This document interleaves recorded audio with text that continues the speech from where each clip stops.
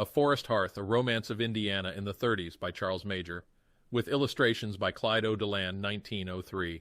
A Forest Hearth, Chapter 1, On the Heart of the Hearth. A strenuous sense of justice is the most disturbing of all virtues, and those persons in whom it predominates are usually as disagreeable as they are good. Anyone who assumes the high plane of justice to all and confusion to sinners may easily gain a reputation for goodness simply by doing nothing bad. Look wise and heavenward, frown severely but regretfully upon others' faults, and the world will whisper, "Ah, how good he is!" And you will be good, as the sinless prickly pear. If the virtues of omission constitute saintship, and from a study of the calendar one might so conclude, seek your corona by the way of justice. For myself, I would rather be a layman with a few active virtues and a small sin or two, than a sternly just saint without a fault. Breed virtue in others by giving them something to forgive. Conceive, if you can, the unutterable horror of life in this world without a few blessed human faults. He who sins not at all cannot easily find reason to forgive, and to forgive those who trespass against us is one of the sweetest benedictions of life.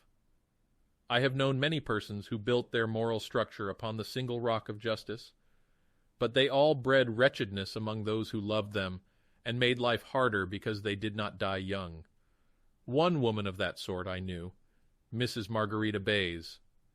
To her face, or in the presence of those who might repeat my words, I of course called her Mrs. Bays, but when I felt safe in so doing I called her the Chief Justice, a title conferred by my friend, Billy Little. Later happenings in her life caused Little to christen her My Lady Jeffries, a sobriquet bestowed upon her because of the manner in which she treated her daughter, whose name was also Margarita. The daughter, because she was as sweet as the wild rose and as gentle as the soft spring sun, received from her friends the affectionate diminutive of Rita, and so I shall name her in this history. Had not Rita been so gentle, yielding, and submissive, or had her father, Tom Bays, husband to the Chief Justice, been more combative and less amenable to the corroding influences of henpeck, I doubt if Madame Bays would ever have attained a dignity beyond that of Associate Justice. That strong sense of domineering virtue which belongs to the truly just must be fed, and it waxes fat on an easy-going husband and a loving, tender daughter. In the Bays home, the mother's righteous sense of justice and duty, which applied itself relentlessly upon husband and daughter, became the weakest sort of indulgence when dealing with the only son and heir. Without being vicious, Tom Jr. was what the Negroes called Jess's clean triflin', and dominated his mother with an inherited club of inborn selfishness. Before Tom's selfishness, justice threw away her scales and became maudlin sentiment. I have been intimately acquainted with the Bays family ever since they came to Blue River Settlement from North Carolina, and I am going to tell you the story of the sweetest, gentlest nature God has ever given me to know, Rita Bays. I warn you, there will be no heroics in this history, no palaces, no grand people, nothing but human nature, the forests, and a few very simple country folk indeed. Rita was a babe in arms when her father, her mother, and her 6-year-old brother Tom moved from North Carolina in 2 great schooner wagons, and in the year 20 or 21 settled upon Blue River near the center of a wilderness that had just been christened Indiana. The father of Tom Bays had been a North Carolina planter of considerable wealth and culture, but when the old gentleman died, there were 8 sons and 2 daughters, among whom his estate was to be divided, and some of them had to choose between moving west and facing the terrors of battle with nature in the wilderness, and remaining in North Carolina to become poor white trash. Tom Bays, Sr., had married Margarita, daughter of a pompous North Carolinian, Judge Anselm Fisher. Whether he was a real judge or simply a Kentucky judge, I cannot say, but he was a man of good standing, and his daughter was not the woman to endure the loss of caste at home. If compelled to step down from the social position into which she had been born, the step must be taken among strangers. That part, at least, of her humiliation might be avoided. With a heart full of sorrow and determination, Madame Bays, who even then had begun to manifest rare genius for leadership, loaded 2 schooners with her household goods, her husband, her son, and her daughter, and started northwest with the laudable purpose of losing herself in the wilderness. They carried with them their inheritance, a small bag of gold, and with it they purchased from the government a quarter section, 160 acres, of land, at 5 shillings per acre.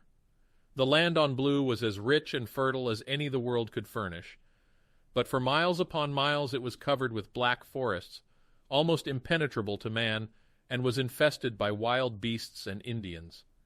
Here Madame and her husband began their long battle with the hardest of foes, nature, and that battle, the terrors of which no one can know who has not fought it, doubtless did much to harden the small portion of human tenderness with which God had originally endowed her. They built their log cabin on the east bank of Blue River, 1 mile north of the town of the same name. The river was spoken of simply as Blue. Artistic beauty is not usually considered an attribute of log cabins, but I can testify to the beauty of many that stood upon the banks of Blue, among them the House of Bays. The main building consisted of 2 ground-floor rooms, each with a front door and a half-story room above. A clapboard-covered porch extended across the entire front of the house, which faced westward toward Blue. Back of the main building was a 1-story kitchen, and adjoining each ground-floor room was a huge chimney, built of small logs 4 to 6 inches in diameter. These chimneys, thickly plastered on the inside with clay, were built with a large opening at the top, and widened downward to the fireplace, which was 8 or 10 feet square, and nearly as high as the low ceiling of the room. The purpose of these generous dimensions was to prevent the wooden chimney from burning. The fire, while the chimney was new, was built in the center of the enormous hearth, that the flames might not touch the walls, but after a time the heat burnt the clay to the hardness of brick, and the fire was then built against the back wall. By pointing up the cracks, and adding a coat of clay now and then, the walls soon became entirely fireproof, and a fire might safely be kindled that would defy Boreas in his bitterest 0 mood. An open wood fire is always cheering. So our humble folk of the wilderness, having little else to cheer them during the long winter evenings, were mindful to be prodigal in the matter of fuel, and often burned a cord of wood between candlelight and bedtime on one of their enormous hearths. A cord of wood is better than a play for cheerfulness, and a 6-foot backlog will make more mirth than Dan Rice himself ever created. Economy did not enter into the question, for wood was nature's chief weapon against her enemies, the settlers, and the question was not how to save, but how to burn it. To this place Rita first opened the eyes of her mind. The girl's earliest memories were of the cozy log cabin upon the banks of the limpid, gurgling creek. Green in her memory in each sense of the word was the soft blue-grass lawn that sloped gently 100 yards from the cabin, built upon a little rise in the bottomland, down to the water's edge. Often when she was a child, and I a man well toward middle life, did I play with the enchanting little elf upon the blue-grass lawn, and drink the waters of perennial youth at the fountain of her sweet babyhood. Vividly I remember the white-skinned sycamores, the gracefully drooping elms, and the sweet-scented honey locust that grew about the cabin and embowered it in leafy glory. Even at this long distance of time, when June is abroad, if I catch the odor of locust blossoms, my mind and heart travel back on the wings of a moment, and I hear the buzzing of the wild bees, the song of the meadowlark, the whistle of Bob White, and the gurgling of the creek, all blended into one sweet refrain like the mingling tones of a perfect orchestra by the soft-voiced babble of my wee girl-baby friend. I close my eyes and see the house amid the hollyhocks and trees, a thin line of blue smoke curling lazily from the kitchen chimney, and floating away over the deep black forest to the north and east. I see the maples languidly turning the white side of their leaves to catch the south wind's balmy breath, and I see by my side a fate-charged tiny tot, dabbling in the water, mocking the songs of the birds, and ever turning her face with its great brown wistful eyes to catch the breath of destiny and to hear the sad dread hum of the future. But my old chum Billy Little was the child's especial friend. In those good times there was another child, a boy, Dickon Bright, who often came down from his cabin home a mile upriver to play with Rita on the bluegrass lawn in summer, or to sit with her on the hearth log in winter. In cold weather, the hearth log was kept on one side of the hearth, well within the fireplace itself, ready for use when needed. It gloried in 3 names, all of which were redolent of home. It was called the hearth log because it was kept upon the hearth, the waiting log because it was waiting to take the place of the log that was burning, and the ciphering log because the children sat upon it in the evening firelight to do their ciphering, a general term used to designate any sort of preparation for the morrow's lesson. In those times, arithmetic was the chief study, and from it the acquisition of all branches of knowledge took the name of ciphering. Dickon, where on earth his parents got the name I cannot tell, was 4 or 5 years older than Rita. He was a manly boy, and when my little friend could hardly lisp his name, she would run to him with the unerring instinct of childhood, and nestle in his arms or cling to his helpful finger. The little fellow was so sturdy, strong, and brave, and his dark gray eyes were so steadfast and true, that she feared no evil from him, though ordinarily she was a timid child.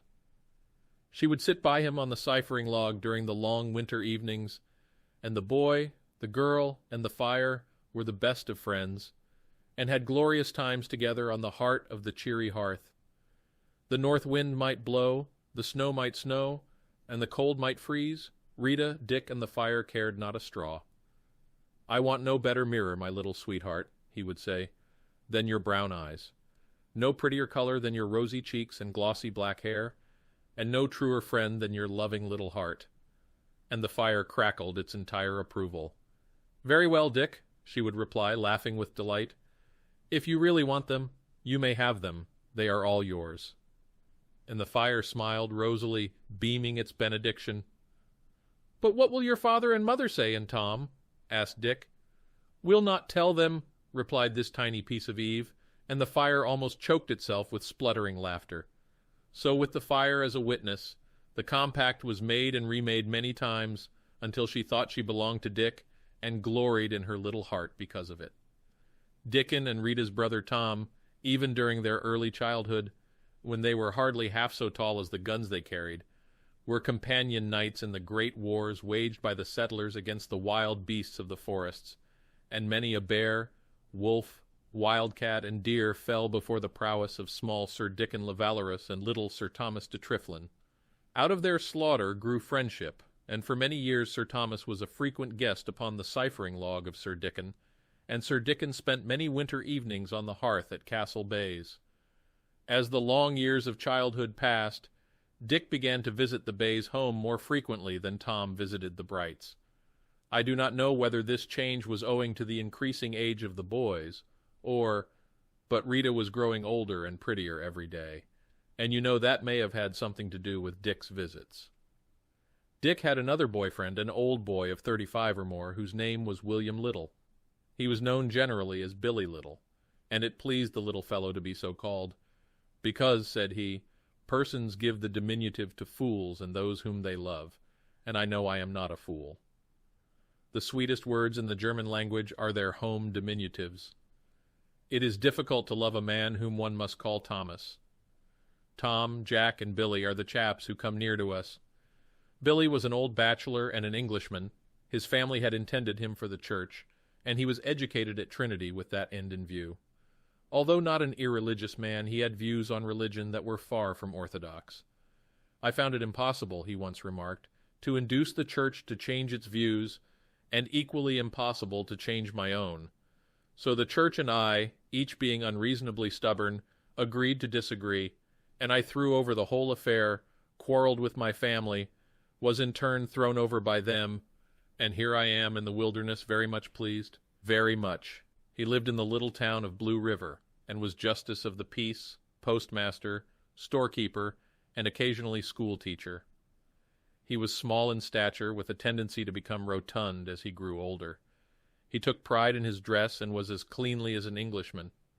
He was reasonably willing to do the duty that confronted him, and loved but 3 forms of recreation: to be with his 2 most intimate friends, Rita and Dick, to wander in the trackless forests, and to play upon his piano. His piano was his sweetheart, and often in the warm summer evenings, when his neighbors were in bed, would the strains of his music lull them to sleep, and float out into the surrounding forests, awakening the whippoorwill to heart-rending cries of anguish that would give a man the blues for a month. I believe many ignorant persons thought that Billy was not exactly right in the top, as they put it, because he would often wander through the forest, night or day, singing to himself, talking to the trees and birds, and clasping to his soul fair nature in her virgin strength and sweetness. He often communed with himself after this fashion: I am a fortunate man in the things I love, for I have them to my heart's content. Rita and Dick are children. I give them knowledge. They give me youth. I touch my piano. It fills my soul with peace. If it gives me a discordant note, the fault is mine. I go to the forest, and sweet nature takes me in her arms and lulls me to ecstasy. Billy Little and I had been college chums and had emigrated on the same ship. I studied law, entered the practice, married, and have a family. While my wife and family did not mar the friendship between Little and myself, it prevented frequency of intercourse, for a wife and family are great absorbents. However, he and I remained friends, and from him I have most of the facts constituting this story. This friend of Dick's was a great help to the boy intellectually, and at 14 or 15 years of age, when other boys considered their education complete if they could spell Phthisis and Constantinople, our hero was reading Virgil and Shakespeare, and was learning to think for himself. The knowledge obtained from Billy Little the boy tried to impart to Rita. Tom held learning and books to be effeminate and wasteful of time, but Rita drank in Dick's teaching, with now and then a helpful draught from Billy Little, and the result soon began to show upon the girl. Thus it was that Dick often went to see Tom, but talked to Tom's sister. Many an evening, long after Tom had unceremoniously climbed the rude stairway to bed, would the brown-eyed maid, with her quaint, wistful touch of womanhood, sit beside Dick on the ciphering log inside the fireplace, listening to him read from one of Billy Little's books, watching him trace continents, rivers, and mountains on a map, or helping him decipher a complicated problem in arithmetic. The girl by no means understood all that Dick read, but she tried, and even though she failed, she would clasp her hands and say, "Isn't it grand, Dick?" And it was grand to her because Dick read it. Lamps were unknown to our simple folk, so the light of the fireplace was all they had to read by. It was, therefore, no uncommon sight in those early cabin homes to see the whole family sitting upon the broad hearth, shading their eyes with their hands, while someone, frequently the local school teacher, sat upon the hearth log and read by the fire that furnished both light and heat. This reading was frequently Dick's task in the Bay's home. One who has seen a large family thus gathered upon the spacious hearth will easily understand the love for it that ages ago sprang up in the hearts of men and crickets. At no place in all the earth, and at no time in all its history, has the hearth done more in molding human character than it did in the wilderness on the north side of the lower Ohio, when the men who felled the forest and conquered nature offered their humble devotions on its homely altar. So it came to pass that Dick and Rita grew up together on the heart of the hearth, and what wonder that their own hearts were welded by the warmth and light of its cheery god. Thus the boy grew to manhood, and the girl to maidenhood, then to young womanhood, at which time, of course, her troubles began.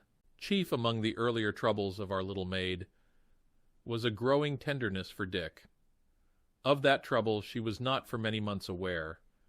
She was unable to distinguish between the affection she had always given him and the warming tenderness she was beginning to feel, save in her disinclination to make it manifest. When with him she was under a constraint as inexplicable to her as it was annoying. It brought grief to her tender heart, since it led her into little acts of rudeness or neglect, which in turn always led to tears. She often blamed Dick for the altered condition, though it was all owing to the change in herself. There was no change in him. He sought the girl's society as frankly as when they were children, though, at the time of which I write, he had made no effort to keep company with her. She, at 15, believing herself to be a young lady, really wished for the advances she feared. Sukey Yates, who was only 14, had company every Sunday evening, and went to all the social frolics for miles around. Polly Castor, not 16, was soon to be married to Bantam Rhodes. Many young men had looked longingly upon Rita, who was the most beautiful girl on Blue.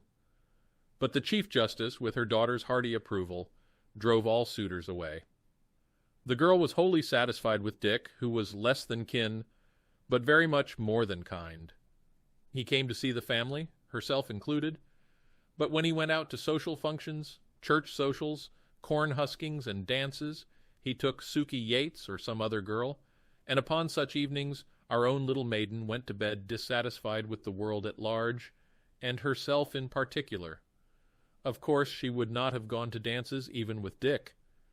She had regard for the salvation of her soul, and the Chief Justice, in whom the girl had unquestioning faith, held dancing to be the devil's chief instrument of damnation.